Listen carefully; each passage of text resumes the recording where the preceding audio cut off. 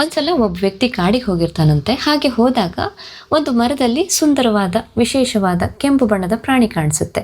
ಇವನು ನೋಡ್ಕೊಂಡು ವಾಪಸ್ ಬರ್ತಾನೆ. ಇನ್ನೊಬ್ಬ ವ್ಯಕ್ತಿಗೆ ಹೇಳ್ತಾನೆ, ನೋಡು, ಇಂಥ ಮರದಲ್ಲಿ ಇಂಥ ಜಾಗದಲ್ಲಿ ನಾನೊಂದು ಕೆಂಪು ಬಣ್ಣದ ಪ್ರಾಣಿಯನ್ನು ನೋಡಿದೆ ಅಂತ. ಹೌದಾ, ಆ ಜಾಗದಲ್ಲ, ಆ ಮರದಲ್ಲ, ನಾನು ಕೂಡ ನೋಡಿದ್ದೆ, ಆದರೆ ಅದು ಹಸಿರು ಬಣ್ಣದಲ್ಲಿ ಇತ್ತಲ್ವ, ನೀನು ಯಾಕೆ ಅದನ್ನು ಕೆಂಪು ಬಣ್ಣ ಅಂತ ಹೇಳ್ತಿದೀಯಾ ಅಂತ.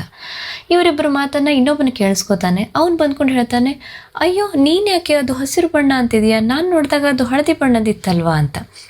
ಹಾಗೆ ಇವ್ರುಗಳ ಮಾತುಗಳನ್ನು ಕೇಳಿ ಜನ ಸೇರ್ತಾರೆ. ಒಬ್ಬರು ಬೂದು ಬಣ್ಣದಲ್ಲಿತ್ತು ಅಂತಾರೆ, ಇನ್ನೊಬ್ಬರು ಕೇಸರಿ ಬಣ್ಣದಲ್ಲಿತ್ತು ಅಂತಾರೆ, ಇನ್ನೊಬ್ಬನು ಕಪ್ಪು ಬಣ್ಣದಲ್ಲಿತ್ತು ಅಂತಾನೆ. ಹಾಗೆ ಒಬ್ಬೊಬ್ಬರು ಒಂದೊಂದು ಬಣ್ಣದಲ್ಲಿತ್ತು ಆ ಪ್ರಾಣಿ ಅಂತ ಹೇಳ್ತಾರೆ. ಅವ್ರ ಮಧ್ಯೆ ಆ ಪ್ರಾಣಿ ಯಾವ ಬಣ್ಣದಲ್ಲಿತ್ತು ಅನ್ನೋ ವಿಷಯದ ಬಗ್ಗೆನೇ ದೊಡ್ಡ ವಾದ ವಿವಾದಗಳು ನಡೆದು ಹೋಗುತ್ತೆ. ಅವರೆಲ್ಲ ಒಂದು ತೀರ್ಮಾನಕ್ಕೆ ಬರ್ತಾರೆ, ಇನ್ನೂ ವಾದ ಮಾಡಿ ಉಪಯೋಗ ಇಲ್ಲ, ನಾವೆಲ್ಲರೂ ಸೇರಿ ಆ ಮರದ ಹತ್ರ ಹೋಗೋಣ, ಆವಾಗ ಗೊತ್ತಾಗತ್ತೆ ಆ ಪ್ರಾಣಿ ನಿಜವಾಗಿಯೂ ಯಾವ ಬಣ್ಣದಲ್ಲಿದೆ ಅಂತ. ಹಾಗೆ ಹೋದಾಗ ಅವರು ಆ ಮರದ ಅಡಿಯಲ್ಲಿ ಒಬ್ಬ ಮನುಷ್ಯನನ್ನು ಕಾಣ್ತಾರೆ. ಅವರೆಲ್ಲ ಕೇಳ್ತಾರೆ ಆ ಮನುಷ್ಯನನ್ನು, ನೀನು ಈ ಮರದ ಅಡಿಯಲ್ಲೇ ಯಾವಾಗಲೂ ಕುಳಿತಿರ್ತೀಯ, ನಿನಗೆ ಈ ಪ್ರಾಣಿ ಬಗ್ಗೆ ಏನಾದರೂ ಗೊತ್ತಾ ಅಂತ. ಆಗ ಅವನು ಹೇಳ್ತಾನೆ, ಹೌದು, ನಾನು ಯಾವಾಗಲೂ ಈ ಮರದ ಅಡಿಗೆ ಕೂತಿರ್ತೀನಿ, ನನಗೆ ಈ ಪ್ರಾಣಿ ಬಗ್ಗೆ ತುಂಬ ಚೆನ್ನಾಗಿ ಗೊತ್ತು ಅಂತ. ಆಗ ಅವರೆಲ್ಲ ತಮ್ಮ ಸಮಸ್ಯೆಯನ್ನು ಹೇಳ್ಕೊತಾರೆ ಅವನ ಹತ್ರ, ತಮಗೆ ಈ ಪ್ರಾಣಿಯ ಬಣ್ಣದ ಬಗೆಗೆ ತುಂಬ ಗೊಂದಲ ಇದೆ ಅಂತ.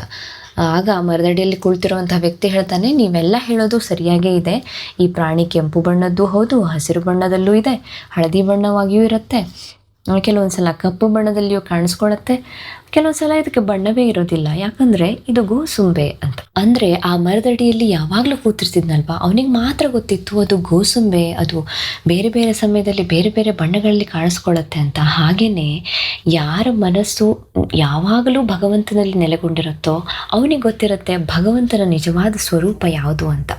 ಅವನಿಗೆ ಗೊತ್ತು ಭಗವಂತ ಒಬ್ಬೊಬ್ಬರಿಗೆ ಒಂದೊಂದು ಸಲ ಒಂದೊಂದು ರೂಪದಲ್ಲಿ ಒಂದೊಂದು ಸ್ವರೂಪದಲ್ಲಿ ಕಾಣಿಸ್ಕೊಳ್ತಾನೆ ಅಂತ. ಆದರೆ ಯಾವಾಗಲೂ ಒಂದು ಸಲ ದೇವರನ್ನು ನೆನೀತಾ ಇರ್ತಾರಲ್ವ, ಅಂದರೆ ಆ ಪ್ರಾಣಿಯ ಬಣ್ಣದ ಬಗ್ಗೆ ಜಗಳ ಆಡೋ ವ್ಯಕ್ತಿಗಳ ಹಾಗೆ ಅವರು ಮಾತ್ರ ತಾವು ಹೇಳಿದ್ದೇ ನಿಜ, ತಾವು ಅಂದ್ಕೊಂಡಿದ್ದೇ ನಿಜ ಅನ್ನೋ ಭ್ರಮೆಯಲ್ಲಿರ್ತಾರೆ.